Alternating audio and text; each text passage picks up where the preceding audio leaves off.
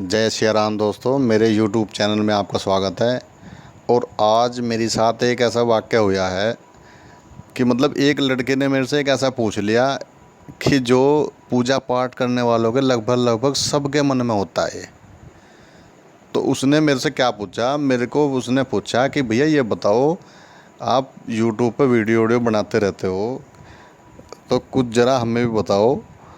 मैं कहा जी बताओ क्या पूछना चाहते हो। उसने ये पूछा कि भैया ये बताओ कि क्या कुछ खाकर पूजा पाठ या जाप आदि जो भगवान से संबंधित कार्य है वो किया जा सकता है या नहीं। भाई बात जब मेरे को ये लगी, मेरे को लगा कि भाई ठीक है, बात तो बहुत अच्छी पूछी है और लगभग सबके मन में यही होता है। कोई कहते हैं कि ब्रह्म मुहूर्त में उठ के जो है ना ये कार्य करने चाहिए। भाई बात बिल्कुल ठीक है, पर जो आदमी ये भी होते हैं कि जो बाद में उठते हैं, और बाद में क्या जो ब्रह्म मुहूर्त में भी उठ जाते हैं, तो क्या वे जो है ना खा के पूजा पाठ कर सकते हैं या जाप आदि भी कर सकते हैं। तो भाई मैंने सोचा कि जो है ना एक छोटी सी वीडियो इसके ऊपर बना देनी चाहिए, क्योंकि टॉपिक तो बहुत अच्छा है। तो भाई मैंने इसके बारे में थोड़ी सी जानकारी थोड़ी सी बड़ों से भी ली, थोड़ी सी वेद पुराणों से भी ली। तो मैंने उसके आधार पर थोड़ी सी जो है ना बात बताने की आपको कोशिश कर रहा हूँ मैं। तो गीता में श्री कृष्ण जी क्या कहते हैं इसके बारे में, ये आप पहले सुन लो। उसके आधार पर जो है ना आप खुद ही जो है ना इसका पता लगा लेना कि भाई खा के जप करना चाहिए कि नहीं करना चाहिए। तो अर्जुन ने श्री कृष्ण जी से पूछा कि जो आपका भक्त होता है वो कैसा होता है, उसको क्या होना चाहिए, किस प्रकार का होना चाहिए। तो कृष्ण जी अर्जुन को बता रहे हैं कि जो मेरा भक्त है उसको कैसा होना चाहिए।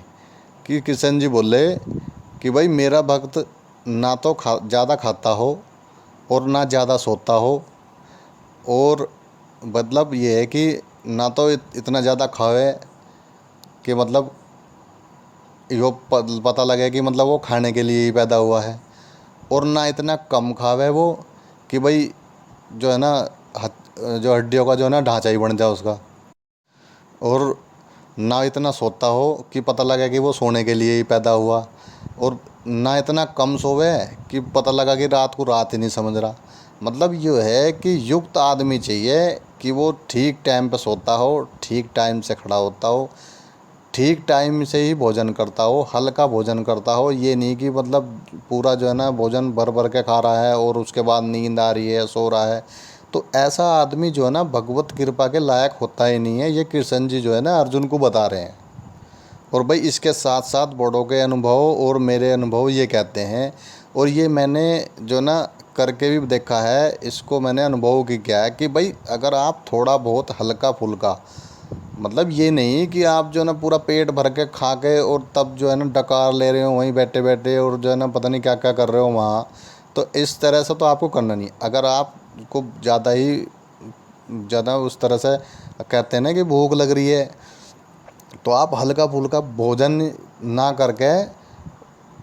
करके आप फल फ्रूट ले करके, आप हल्के फल फ्रूट ले करके और जो है ना आप जप आदि कर सकते हो। यानी ये नहीं होना चाहिए कि आप पूजा में बैठे हो और आपके जो भूख लग रही है उसकी वजह से आपका ध्यान जो है ना उस तरफ है, या आप जप कर रहे हो, आपका देखोगे कि बहुत ज़्यादा जो है ना भूख लग रही है और आपका मन उसे उसी तरफ है। कैसे लगेगा जप में या मतलब पूजा में ध्यान, या जब भी तो लगेगा कि तब आप हर चीज़ से तृप्त हो जाओगे। मतलब सुबह सुबह आदमी देखते हैं कि भाई सब चीज़ों से निवृत्त हो गए, नहा धोकर सब जो करना है काम वो करके तभी जो है ना पूजा में बैठता है।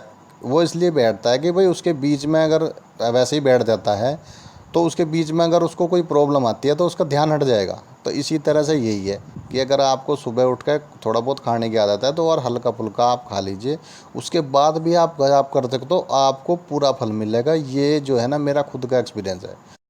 ये बात आपको ध्यान देनी पड़ेगी कि मैंने आपसे कहा है कि हल्का फुल्का। आप ये ना कीजिए कि आपको पूरा भोजन बन गया और जो है ना 7 बजे 8 बजे आप भोजन करके फिर 9 बजे आप जो है ना पूजा पाठ में लग गए। ऐसा नहीं करना, अन्न नहीं खाना आपको। हल्का फुल्का खा के आप पूजा पाठ कर सकते हो। आपका ध्यान ही नहीं लगेगा उस तरफ अगर आपको भूख लग रही होगी या किसी भी तरह की ऐसी समस्या होगी। और जब आपको कोई समस्या होगी नहीं तो आपका ध्यान पूर्ण तरह से लग पाएगा और आपको उससे तृप्ति भी मिलेगी। दोस्तों, अगर इससे संबंधित आपके पास कोई विचार है या कोई एक्सपीरियंस है जो आप शेयर करना चाहते हो, तो आप जो है ना कमेंट बॉक्स में जाकर लिखो। और भाई जो चैनल पर नए हैं वो चैनल को सब्सक्राइब कर लो। और अगर किसी भी तरीके से आध्यात्म से संबंधित कोई भी समस्या है या कोई भी आपको समस्या आ रही है या कोई आप जानकारी लेना चाहते हैं या आप किसी ने कोई भ्रांति फैला रखी है उसके बारे में आप जानना चाहते हैं, तो जो है ना आप कमेंट बॉक्स में लिखो। उसमें जो है ना मैं कोई उत्तर देने की कोशिश करूँगा। तो दोस्तों, धन्यवाद। जय श्री राम।